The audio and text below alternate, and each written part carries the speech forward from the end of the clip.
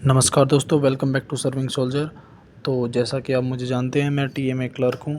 तो दोस्तों, बहुत सारे लोगों का एक कॉमन क्वेश्चन जो बार बार कमेंट में आ रहा था वो ये था कि सर, क्या टीए परमानेंट है या टीए कंटिन्यू है या टीए अग्निवीर की तरह 4 साल की है या फिर 7 साल की है। प्लीज़ इस चीज़ को वेरीफाई कर दीजिए। इसमें बहुत सारे लोगों का कमेंट आया है। तो बाकी यूट्यूबर्स जो हैं उनको कुछ पता नहीं, चैनल बहुत बड़े बड़े हैं उनके, आई एक्सेप्ट, बट टीए के बारे में उनको 0% पता है।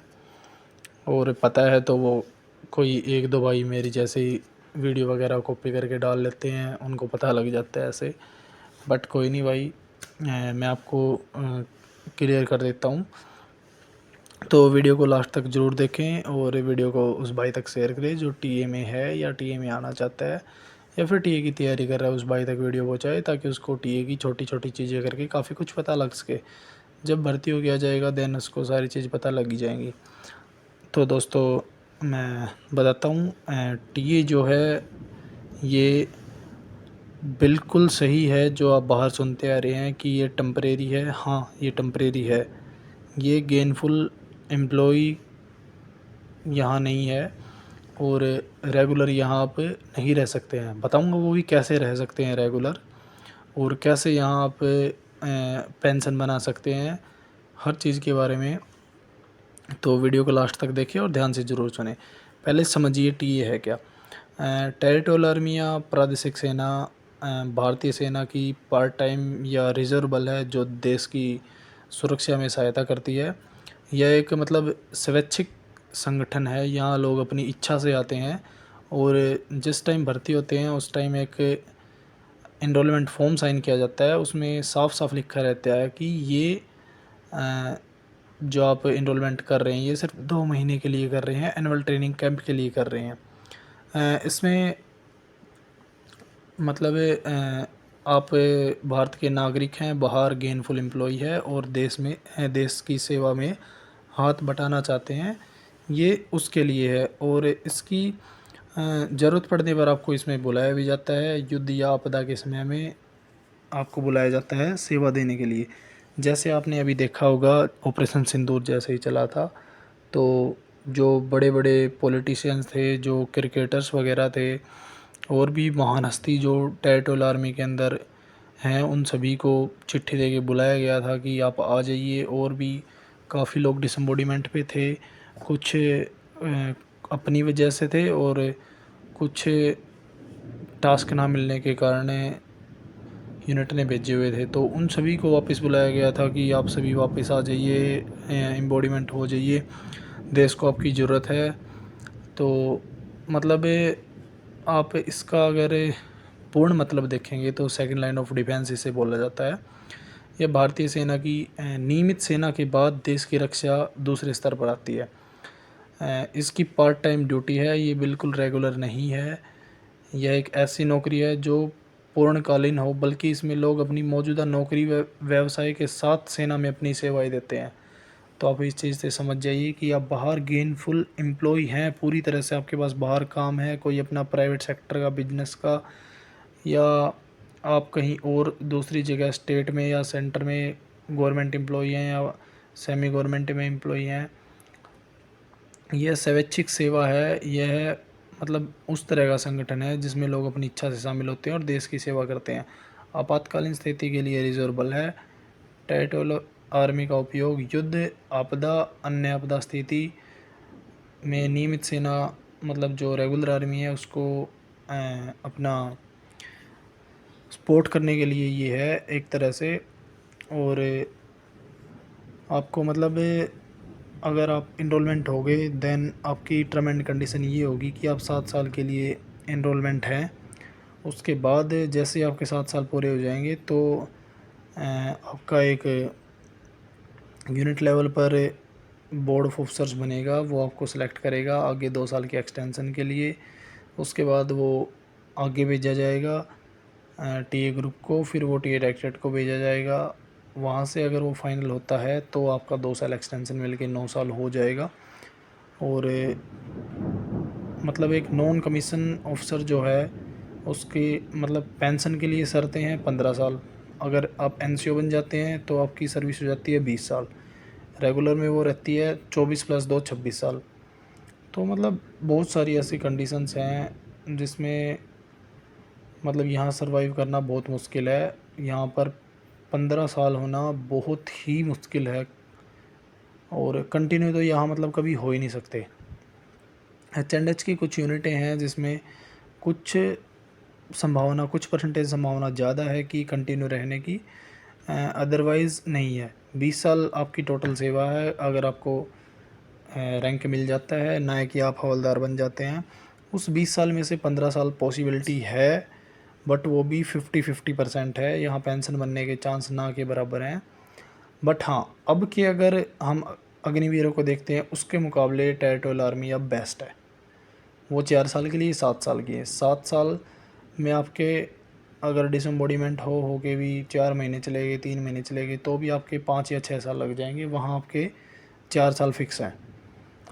तो जैसे ही टास्क निर्धारित किया जाता है कि आपका 400 बंदों का टास्क है, आपकी यूनिट में 600 बंदे हैं, तो 200 बंदे डिसम्बॉडीमेंट रहेंगे। ये कंटिन्यू यहाँ नहीं रह सकते। इसमें आपकी हर साइकिल बिगड़ जाती है। बंदे की पेमेंट 60,000 रुपये होती है, उसको 60,000 रुपये के खर्चे उसके हो जाते हैं। अगर 2 महीने वो डिसम्बॉडीमेंट चला जाता है तो उसको 1,20,000 रुपये एडजस्ट करने बहुत मुश्किल हो जाते हैं। बट बाहर अगर अनएम्प्लॉयमेंट देखोगी इतनी ज़्यादा है, उस चक्कर में सभी लगे रहते हैं। मतलब इतनी भीड़, 100 वैकेंसी पे 10,000 लोग आना, 20,000 लोग आना बहुत। अब कुछ लोग बोलेंगे आप क्यों हैं भाई, हम तो अब पूरी मतलब लगे हैं। क्लर्क और ट्रेडमैन के वैसे थोड़े ज़्यादा चांस होते हैं कि वो थोड़ा बहुत एक्स्ट्रा कर पाएँ बाकियों से। एक ऑप्शन इसमें होता है कि आप यहाँ से ट्रांसफ़र ले सकते हैं 7 साल होने के बाद डिफेंस सिक्योरिटी क्रोप्स में, डीएससी में। वहाँ आप अपना एक बॉन्ड कंप्लीट करें 10 इयर्स का, और 7 इयर्स आपके यहाँ के काउंट हो जाएंगे। तो 17 साल कंप्लीट होने के बाद 15 साल आपकी पेंशनेबल सर्विस कंप्लीट हो गई, देन आपको पेंशन मिलेगी। और वहाँ आप जॉब करना चाहे तो आपको टर्म एंड कंडीशन वहाँ आपकी होती है एज के मुताबिक। तो आपकी एज 58 ईयर्स जब तक नहीं हो जाती तब तक आप वहाँ जॉब कर सकते हैं। ये एक बहुत अच्छा मौका है यहाँ।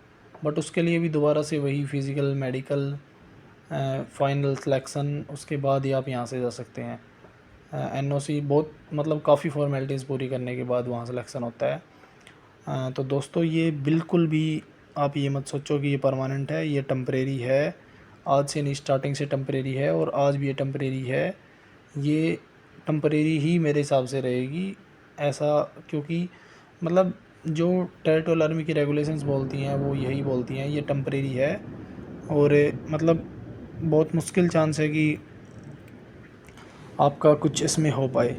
थोड़ा बहुत आपके इसके बारे में और बता देता हूँ। वेतन और भत्ते हैं वो सेम जो भारतीय सेना उसके बराबर मिलते हैं जब आप एम्बॉडीमेंट रहते हैं तब। जब आप डिसम्बॉडीमेंट रहते हैं तब आपको कुछ भी नहीं मिलता है।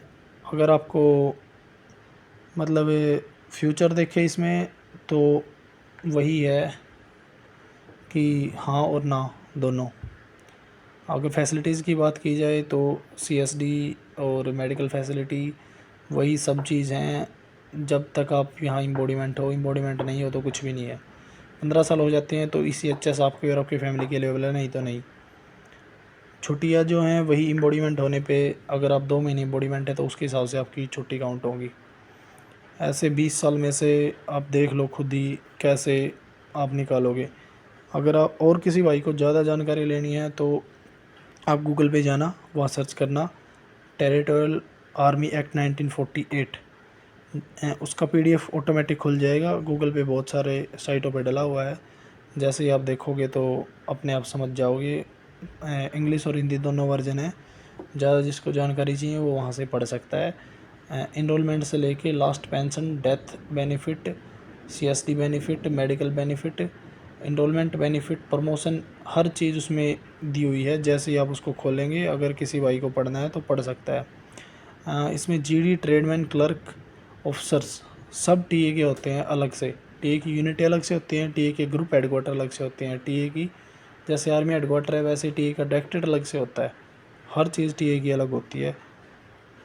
तो बहुत सारे रूल्स हैं इसमें, आप देख सकते हैं, डिसम्बॉडीमेंट एम्बॉडीमेंट पढ़ सकते हैं और अच्छे से आपको समझ में आ जाएगा क्या क्या सुविधाएं हैं। मैंने बहुत सारी क्लियर करने की कोशिश की है, बट फिर भी किसी भाई को और ज़्यादा जानना है तो आप एम्बॉडीमेंट, डिसम्बॉडीमेंट, छुट्टी, training, annual training camp, 60 days, 14 days, officers कैसे भर्ती होना है, क्लर्क कैसे भर्ती होना है, ट्रेडमैन कैसे भर्ती होना है, जीडी तो लगभग बंदे देख ही चुके होंगे। हर चीज़ उसमें लिखी हुई है, वो आप देख सकते हैं और कर सकते हैं आराम से। उसकी पूरा पढ़ के आप ब्रीफ, और किसी भाई का कोई कॉमन कमेंट आएगा तो उस पर वीडियो आपको मिलेगी। टेंशन मत लो, तैयारी करते रहो, ज़्यादा डीमोटिवेट नहीं होना। बट काफ़ी मतलब बहुत सारे कमेंट आ रहे थे तो मैंने इसलिए वीडियो बना दी, डीमोटिवेशन के लिए नहीं बनाई है। तैयारी करो, चांस है, किस्मत सबकी है, मेरी भी है, पता नहीं क्या होगा क्या नहीं, आपकी भी है ऐसे ही। आओ रैली में पार्टिसिपेट करो, रनिंग निकालो, मेडिकल निकालो, थोड़ा बहुत अभी से पढ़ना स्टार्ट करो, एग्ज़ाम क्रैक करो, ज्वाइन करो। Thanks for watching. और उस भाई तक वीडियो पहुंचा दो जो टीए में आना चाहता है या टीए में है। डीमोटिवेट नहीं होना है, फिर से कह रहा हूँ। तो आज के लिए बस इतना ही। Thanks for watching. जय हिंद, जय भारत, वंदे।